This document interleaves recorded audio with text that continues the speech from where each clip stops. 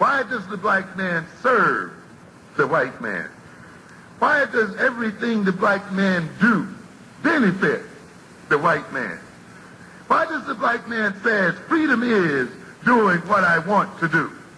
And why is it that everything he wants to do enriches the European? Welcome to the desert of the real.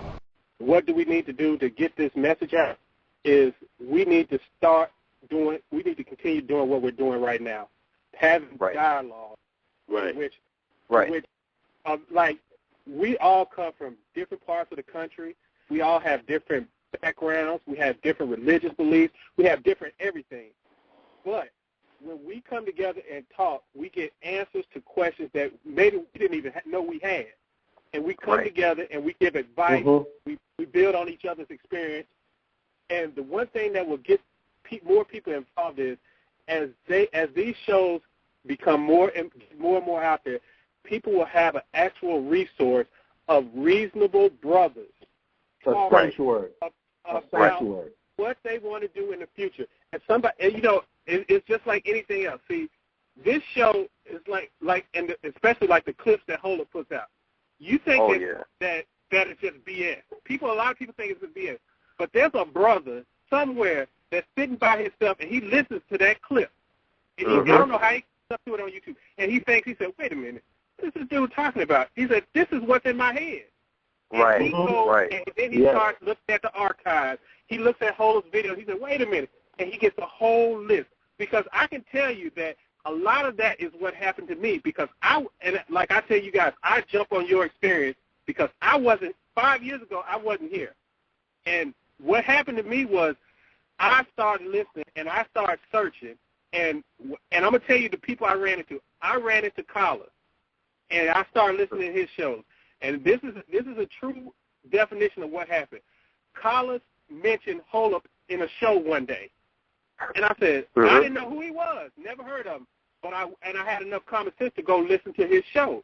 And I'm like, wait a minute. And then Hola mentioned somebody else, person that I need to know about. Because if you think everybody has your experience, that's where you're confused.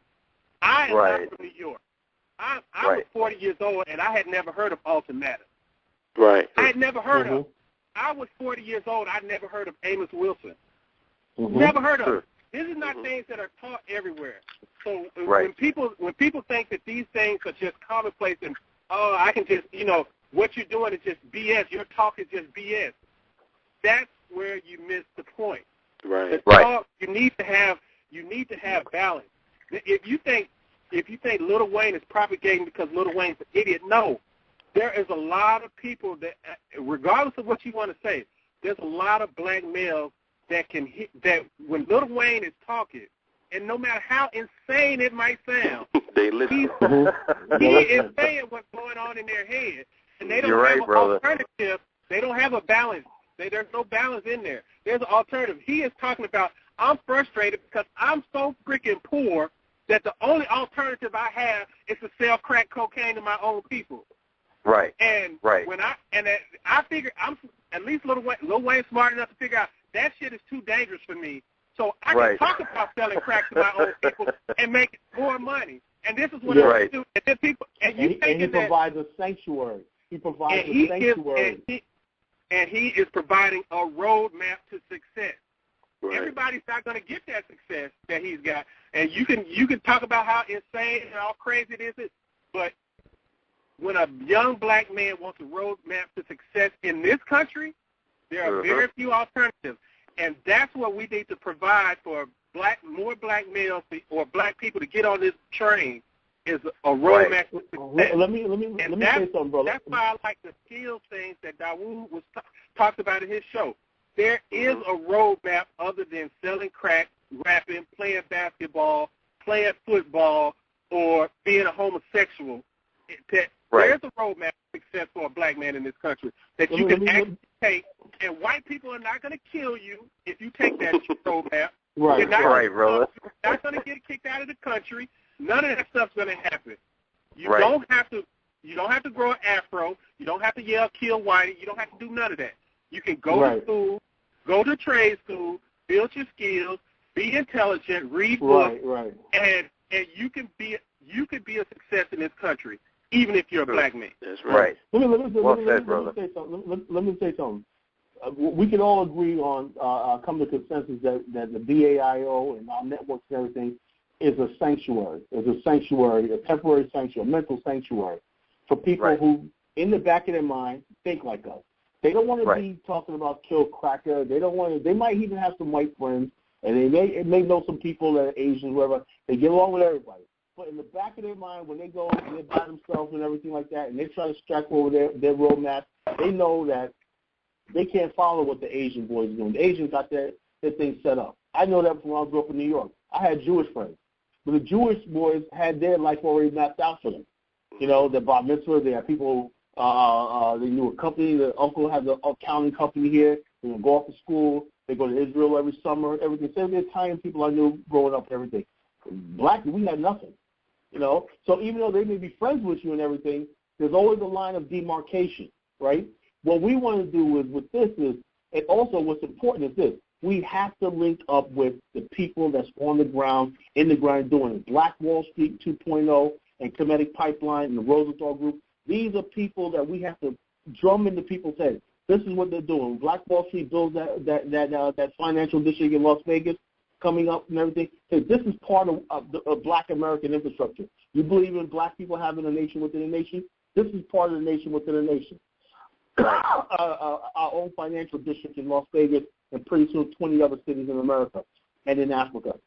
You know, a stock market, the honest stock exchange. You know, our own banking system. All these things right here. When you drop what people said, yes, I'm a part of it. I may not know much about it, but that's part of the infrastructure that I'm part of because I'm black, and this is what we're building part of.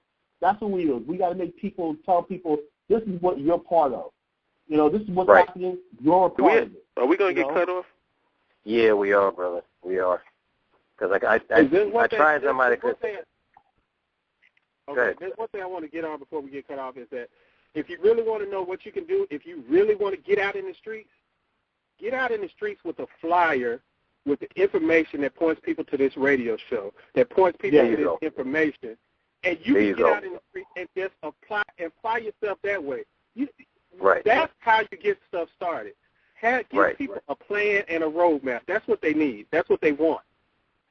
And I will give my story, and then we can close this out. I remember me, African Warlord, and Kala was chiming in like we usually did in African Warlords group, the HBCU group. And I said, man, we're the only three people on Blog Talk who talk like this. And Kala said, no, there's another dude. His name is Holism. I said, who the hell is that? Right? So I said, who the hell is that? Because I had never heard of you. You know what I'm saying? So then he tagged you, and I added you. And even then, like, I had not listened to none of your YouTube videos until you did the one video on soft and hard infrastructure. And then I was like, okay, that's my brother right there. I mean, that was it. That was it for me. You know, Brother Earl, you had been doing, because you do Team Africa, don't you? Yeah. Yeah, so you had been doing that, and I was listening to that. You know what I'm saying? And when I started listening to that, I said, okay, this is another brother I could connect to. Me and Kala, we had kind of a standoffish relationship when I first came on Blog Talk because Kala was where he was, and me, I was still in the black organization has a right to exist. Don't be criticizing black organizations. God damn it, they need to be out here and at least they doing something. What are you doing? And Kala was like, man, the hell with these black organizations. They ain't doing nothing, and the people are starving and they poor and stuff like that.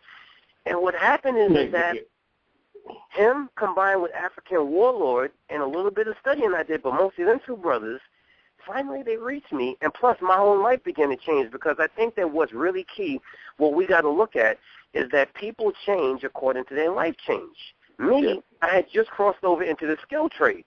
And when I crossed over into the skill trades and I saw that my economic ceiling was higher, I had a lot more freedom, mobility and stuff like that, and I said to myself, God damn, I've been free off of drugs in the streets for 20-some-odd years, and I never experienced this. Like, how come it's just now I'm experiencing that? And I started to get mad because I said, why did nobody ever teach me this? You know what I'm saying? Mm-hmm. So that's when I decided that my mission, no, I'm not abandoning building a temple. I'm not abandoning being a Muslim and Nation of Islam or a minister, But I realized my mission is to turn around and take that same message, but direct it towards developing skilled black people who will be useful in a nation within a nation or a nation of our own, instead of just directing them towards the teaching and the religious practice. Thank you. Thank you. And I don't know how much time we got left, but I just want to say this. You, Brother Earl and Minister had brought me around on an issue where I was kind of fighting y'all on. But I really see the point that you guys are making, and I'm rethinking it. And that's the point about, before we get to the nation state, you have to train people to be in positions to do something once you get there. And that's a very important point. Yeah, and that's something that has to be, that's definitely, so I'm listening to y'all. I'm not just we need both. We need both. We need both simultaneously. They both can work together. Right. You know, both sides. We need basically a nation. But what we have to do, right, what we're actually saying is we have to basically make the case for our own land and everything, because basically that's what gives us credibility on the international stage. Right. What we lost in Africa was land, you know, and we deserve to have land for diaspora, because that will give us the internet. The bottom line is there's very limited things we can do politically in America. We can't rely on the political system. I'm not saying to anybody don't go out and vote, but what I am saying is this: if you want real political power, nations are moving towards statehood. Look at the Kurdish situation. The Kurds are trying to build their own state within Turkey and Iraq and form their own state. Every group of people is moving towards nationhood, statehood, building their nation infrastructure. Liberia, Kenya, all these countries are making investments in building infrastructure. We black people in America have absolutely nothing for ourselves. We need a physical infrastructure by which we have our own commerce, our own banking, our own laws, our own sovereignty over territory. You know, once we have that state will be probably the richest country in the world, to be honest with you. And the point that they're making, Carla, and it's a valid point, you got to have some type of institution in place to train people in the skills that you want them to exercise. Or recruit existing institutions into our fold. Right. You know, let's say we recruit black colleges and black institutes and everything. Tell them, look, you know, stop going to school to be for black studies. We got enough black studies professors. You know, we need black scientists and black engineers. That's what it is: science and engineering and math, STEM. That's what we need. Not pseudoscience, real science. You know,